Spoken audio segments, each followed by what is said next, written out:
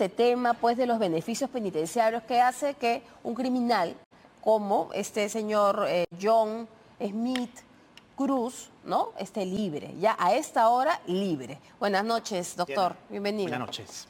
Bueno, llama la atención estas frases de la doctora Janet Tello, presidenta de la Corte Suprema de Justicia, la cabeza del Poder Judicial, que diga, bueno, ya había cumplido 17 años y estaba sufriendo prisión en Chayapalca. ¿Cómo se explica usted que la doctora se exprese en esos términos, para empezar? Bueno, una condena se cumple, no se sufre. A partir de lo que establece una sentencia que se entiende ha sido firme y se entiende ha sido resuelta después de haber pasado todos los controles de un largo proceso judicial en el que se entiende que este señor ha ejercido todos los mecanismos de defensa, pero finalmente ha sido sentenciado y condenado por un hecho grave. Eso es lo primero. Lo segundo, un beneficio penitenciario es una concesión que da el Estado, que establece, cierto, desde la Constitución y las leyes penales y penitenciarias, pero específicamente en el caso de la redención de la pena por el trabajo, hay que entender que no se limita o no se agota en un simple cálculo matemático. Para decidir algo tan importante y que puede tener tanto impacto en la sociedad como es la libertad de una persona condenada por un hecho grave y vinculado a hechos actuales además, no es suficiente aplicar la calculadora y una fórmula matemática. A eso iba. Hay que explicarle a los ciudadanos cómo un delincuente condenado a 25 años de cárcel por homicidio sale libre después de 17 años por un 2 por 1. Entonces yo ya estudié. Ya... Explíquenos, doctor, Sí, por favor. Vamos a ver. Lo que ha sucedido es que, en este caso, al momento en que el señor fue sentenciado, que fue el año 2008, el régimen era más benigno. O sea, 2 días de trabajo o estudio te permitían redimir un día de cárcel. Sucedió que el año 2017 ese régimen se hizo más rígido, más estricto, menos favorable a la libertad. Ya no era 2 por 1, sino 6 por 1. Entonces, cuando el señor Arce hace su trámite de liberación, el INPE le dice, yo no te aplico el 2 por 1, que es el régimen más benigno, sino el régimen más intenso, de 6 por 1. El Poder Judicial, y esto hay que también decirlo, el Poder Judicial dictó una resolución que se ha conocido recién el día de ayer, pero tiene más o menos un mes de emitida. Dice, aplicando criterios y sentencias del TC y de la Corte Suprema, dice, en efecto, a cualquier caso, sea de este ciudadano o cualquier otro caso, el régimen que se aplica es el que estaba vigente al momento de la sentencia. Por lo tanto, es correcto lo que se dice, 2 por 1 es el régimen que se le tenía que aplicar. Hasta ahí no hay problema. El problema es que el INPE, para aplicar y finalmente ordenar la liberación por cumplimiento de pena, repito, no debe resumir o no debe agotar este procedimiento en una simple operación matemática, sino que tiene que hacer un estudio que tiene, según el reglamento de ejecución penal, un carácter multidisciplinario. Tiene que haber una evaluación psicológica, tiene que haber una evaluación de un asistente social que analicen y proyecten si la persona, primero, se ha readaptado y segundo, si genera o no posibilidades de riesgo, de reincidencia, si estaría libre. Porque se le otorga un beneficio. Es decir, no basta con decir, a ver, 17, ¿cuántos días? Suma, resta, ya, sale libre. Jamás. Si es que eso ha sucedido, si es que han hecho una simple operación burocrática de sumas y restas y multiplicación, evidentemente ese procedimiento tendría que ser fuertemente revisado y quizás hasta anulado. Se tiene que analizar acá primero si la realidad de la educación o del servicio laboral que se entiende cumplido esta persona durante cerca de 17 años, realmente se ha producido, ha sido efectiva y ha sido controlado por el INPE. Segundo, se tiene que verificar además si ha habido informes psicológicos, sociales, que hagan esa prognosis de cuál sería su comportamiento saliendo antes de cumplir la pena. Tenga presente que finalmente se le está redimiendo, según se sabe, 8 años de pena. Los beneficios penitenciarios, repito, son reconocidos desde la Constitución hasta las leyes ordinarias, pero sometidos a una serie de requisitos que ahora deberían ser objeto de revisión. Existen yo me animo a pensar, más allá de los pronunciamientos que ha hecho el propio ministro Sí, de Justicia, ahora lo y un vamos a ver. comunicado que acaba de sacar hace poco El INPE. tiempo el INPE. Para esto, por ejemplo, existen mecanismos como la nulidad Ahora, de oficio, porque se trata de una pero ahora, decisión usted dice que se revise, que de repente se revoque. ¿Usted cree que este señor John Smith Cruz Arce, se encuentra ahorita en el Perú? Ahí está. Si se va sin ninguna restricción, no tiene ninguna restricción. Ahí está. O sea, él sale y es un serio hombre problema. libre. Así es. Libre. O sea, él... Es que hay otro problema que debe pensarse a propósito de este caso, en muchos otros casos que puedan venir de esta magnitud. ¿A qué me refiero? Que la decisión de aplicar la redención de pena por trabajo, por cumplimiento de pena, no debe ser una decisión únicamente de la administración del INPE. Tiene que pasar previamente por un control. Y ese control, normalmente, en otro tipo de beneficios penitenciarios, lo hace el juez. Y el juez es el que analiza no solamente una operación matemática, sino hace una suerte de procedimiento judicial para verificar eso, la readaptación y la proyección de vida segura para la sociedad de Pero un excarcelado. el Poder Judicial se lava las manos y el INPE... Tenemos el comunicado de la Corte Superior de Justicia de Tacna, ¿no? Es un comunicado que se ha emitido a raíz de esta liberación. Y entonces tenemos que, por ejemplo, ellos debe precisarse que la entidad penitenciaria es la competente para conceder el beneficio penitenciario de redención de pena por trabajo y estudio a través de una resolución administrativa.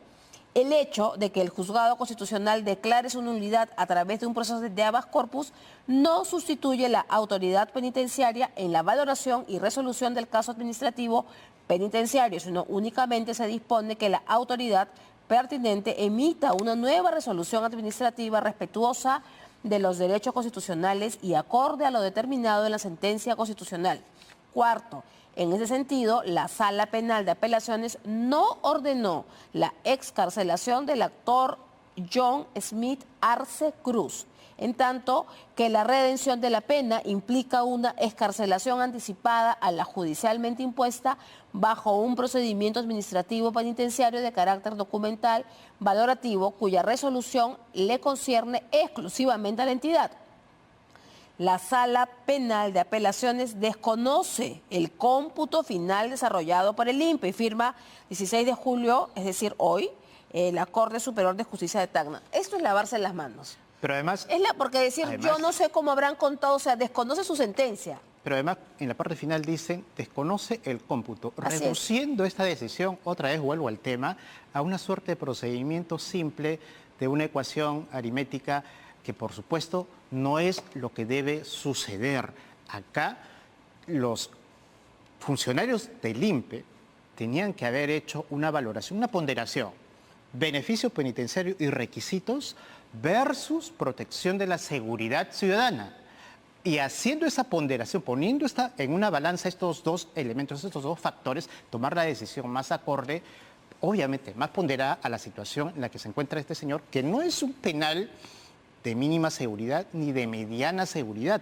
Está en Chayapalca, o ha estado en Chayapalca, porque está sometido a un régimen cerrado especial. De alta seguridad. De máxima seguridad. Por lo tanto, los controles y las exigencias para haber adoptado esta decisión, por supuesto, tienen que ser mucho más, o tenían que haber sido mucho más exigentes. Bueno, y tiene que investigarse. Ahora, usted hacía referencia a este comunicado o a este pronunciamiento que ha sacado el Instituto Nacional Penitenciario, y lo tenemos porque, según el INPE, informó que la excarcelación de John Smith Cruz se dio en cumplimiento a una orden dictada por la Sala de Apelaciones de la Corte Superior de Justicia de Tacna. Señala en un comunicado que dicha instancia declaró nula la resolución del INPE que decidió no otorgarle libertad el 19 de febrero pasado. En ese sentido, se ha dispuesto la revisión del procedimiento interno aplicado para que todo se haya realizado conforme a ley, ¿no? Eso es lo que dice el INPE. El INPE dice, bueno, ahí está, ya, ahí acabó. Entonces hay como que las dos instituciones se están un poco salvando responsabilidades. ¿Quién va a dirimir esto? ¿No le toca caso al Ministerio de Justicia? Porque el INPE depende del Ministerio de Justicia. Por supuesto. ¿No le tocaría iniciar una investigación, por lo menos? A ver, el propio INPE tiene evidentemente un órgano de control. Esta decisión la ha adoptado el Consejo Técnico Penitenciario del Penal de Chayapalca a través de una resolución directoral de ese penal. Por encima de ese órgano está obviamente el INPE y la Dirección Nacional, que tiene un órgano de control interno, que tiene la facultad de hacer una suerte de auditoría para verificar la realidad de los servicios o de la actividad educativa que haya realizado durante todo el tiempo, que tiene que ser certificada, verificada. Además, un aspecto importante, si esta persona, como ocurre en todos los casos, ha sido sometido durante los 17 años que ha tenido de prisión, de carcelería, a algún tipo de sanción disciplinaria o de conducta que indique que no está en condiciones de readaptarse o de salir antes a través de un beneficio penitenciario. Ahora, pero decíamos al principio que, según informes de inteligencia que hoy día los ha citado un reportaje en el diario El Comercio, decían que desde la cárcel él seguía dirigiendo la organización. Es decir, ¿cómo el INPE va a desconocer esto y no va a hacer esta evaluación? Por eso decimos, es probable que esta decisión se haya adoptado de manera bastante burocrática, por calificarla de una manera. Benévolamente la está calificando. Simplemente revisando un expediente y no viendo más allá del contexto necesario para decisiones que tienen que tener en cuenta, repito, no solamente los derechos y reconocer los procedimientos o beneficios que cualquier ciudadano condenado puede acceder, sino el control que tiene que hacer el Estado, porque evidentemente en circunstancias como las que nos encontramos, la legalidad es un factor que debemos respetar, pero también el sentido de la protección de la seguridad ciudadana, que por supuesto el Estado, representado por el INPE, está en el deber de garantizar. Ahora, veamos cómo se resuelve esto y si el Ministerio de Justicia toma algunas acciones o la presidencia del Consejo de Ministros, porque aquí se necesita investigar y ver realmente qué ocurrió. Quiero ir a otro punto, doctor, porque hemos visto minutos antes en este programa las redes sociales de los pulpos, ¿no? Cómo convocan a personas, cómo dicen plomo, plata, plato, plomo, venden merchandising, es decir, actúan impunemente, ¿no? Mandan saludos, ¿no? Ahí tenemos el perfil del TikTok. ¿Qué responsabilidad penal le cabe a este tipo de acciones? Claramente, delito de apología, artículo 316 del Código Penal. La apología sanciona cualquier acción de exaltación de hechos delictivos o que estén vinculados a la conducta o al proceder de alguien que ha cometido un delito y ha sido sentenciado por ello, y puede tener una modalidad básica como una modalidad agravada. Es agravada cuando la apología se hace respecto de delitos como, por ejemplo, organización criminal, secuestro, chantaje. Los delitos más graves cuando son objeto de exaltación, de difusión, de promoción de la actividad delictiva, repito, califican como apología de delito en general. Existe la herramienta legal. Lo que pasa es que si usted o alguien investiga o se pregunta cuántas sentencias o cuántos casos por apología han existido en los últimos años, pues probablemente vamos a encontrar 1 o 2 en los últimos 5 años, y esto es. Herramientas legales existen. Esto es apología del delito. Apología del delito. Pero también puede haber una incitación al delito cuando convocan, como estamos viendo ahí en pantalla, que convocan a ser nuevo miembro del grupo, ¿no? Y los convocan y le dicen que tienen que ser activos, que tienen que tener su propio fierro, es decir, su propia arma. Sí, claro, que tienen que estar dispuestos a las 24/7, que tienen que ser jóvenes, ¿no? Entonces, ¿eso también no sería una incitación al delito o no? Podría ser una suerte de instigación, pero quedan en lo que se entiende en el derecho penal como actos preparatorios. Y en sí, los actos preparatorios por sí mismos no tienen respuesta penal por no generar una lesión concreta, por ejemplo, a la libertad o a la seguridad ciudadana. Sin embargo, yo insisto, las herramientas legales existen, el delito de apología está prescrito. Pero además se demanda de las autoridades que están encargadas de controlar el orden interno y la seguridad ciudadana una labor de inteligencia. No es posible que hoy por hoy, a través de estos mecanismos como las redes sociales, exista esta suerte de difusión impune y nadie diga nada. Y no existe, en el país la policía tiene una división que se llama División de Alta Tecnología, cuya labor es precisamente eso, aplicar los conocimientos más especializados en tecnología informática para prevenir o para investigar delitos. Pero al parecer están dedicados a cualquier otro tipo de actividad, menos a la que interesa a la ciudadanía en general.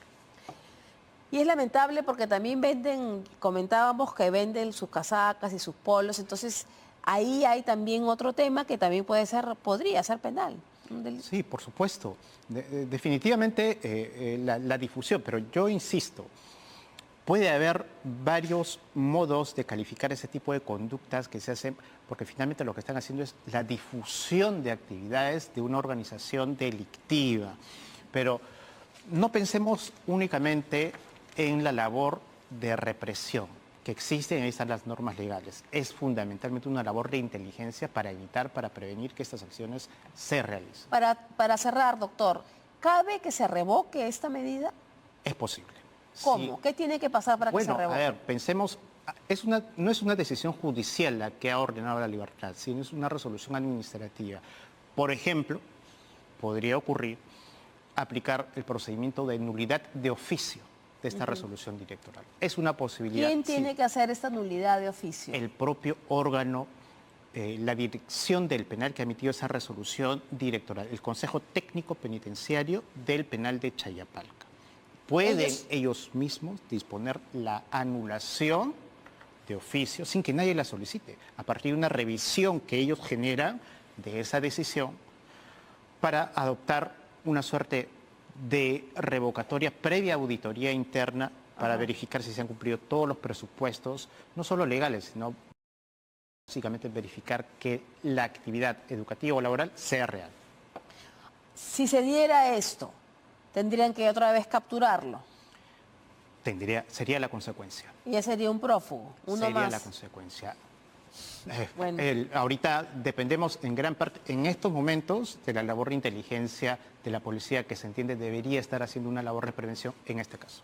Muchísimas gracias, doctor Julio Espinosa, por su presencia en el final del día.